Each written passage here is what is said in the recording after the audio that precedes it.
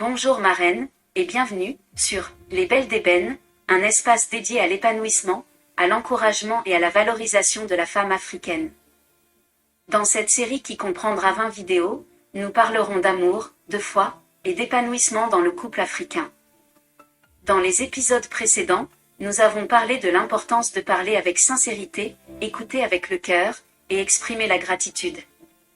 Aujourd'hui, nous allons aborder une clé très puissante.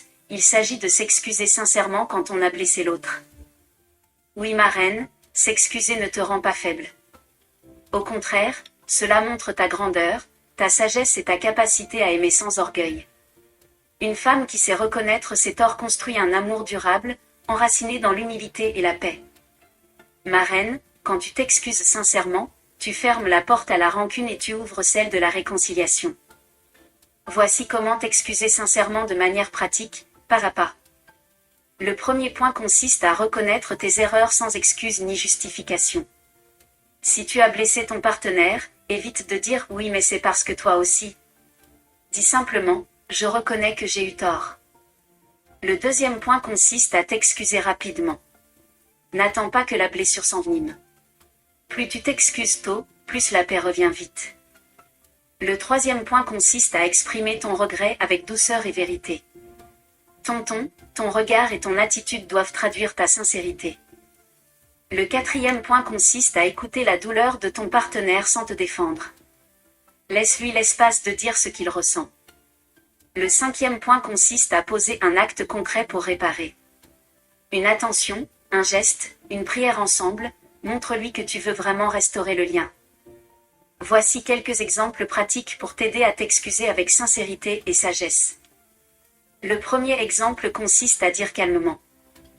Je reconnais que j'ai eu tort de te parler sur ce ton. Je te demande pardon. Le deuxième exemple consiste à écrire un message sincère. Je me rends compte que mes mots t'ont blessé. Ce n'était pas mon intention. Pardonne-moi. Le troisième exemple consiste à reconnaître un oubli. Je suis désolée d'avoir oublié ce qui comptait pour toi. Je vais faire mieux. Le quatrième exemple consiste à ajouter un geste d'amour à ton excuse, un câlin, un dîner préparé avec le cœur, un petit mot laissé sur l'oreiller. Le cinquième exemple consiste à prier avec ton partenaire. Seigneur, aide-nous à pardonner, à guérir et à nous aimer plus fort chaque jour. Mets la main sur ton cœur, ma reine, et répète cette déclaration de foi avec moi. Répète-la 7 fois de suite pour apporter la paix durable dans ta relation de couple. Dis ceci, Seigneur, donne-moi un cœur humble et doux. Enseigne-moi à reconnaître mes torts sans peur ni orgueil. Je déclare que mes excuses apportent la guérison et la paix. Mon couple est une terre de réconciliation, d'amour et de grâce. Amen. Aujourd'hui, ma reine, je t'invite à penser à un moment où tu as peut-être blessé ton partenaire, même légèrement. Et à faire le premier pas, dis-lui simplement « je suis désolée ». Tu verras la puissance de cette phrase quand elle vient du cœur. Puis viens me dire en commentaire, comment ton mari ou ton compagnon a-t-il réagi à ton excuse? Je veux lire ton témoignage, t'encourager et te féliciter pour ton courage.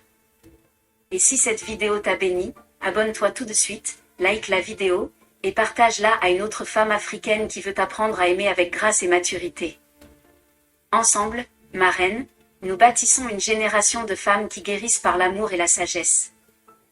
Dans la prochaine vidéo, ma sœur, nous parlerons d'une clé essentielle pour nourrir le respect et la paix dans ton couple. Il s'agit de respecter les différences entre toi et ton partenaire. Tu découvriras comment la tolérance et la compréhension peuvent transformer ton foyer. Reste connecté, ma reine, et souviens-toi. S'excuser ne diminue pas ton éclat. Au contraire, cela te rend encore plus belle dans l'amour. Que Dieu te bénisse et à très bientôt.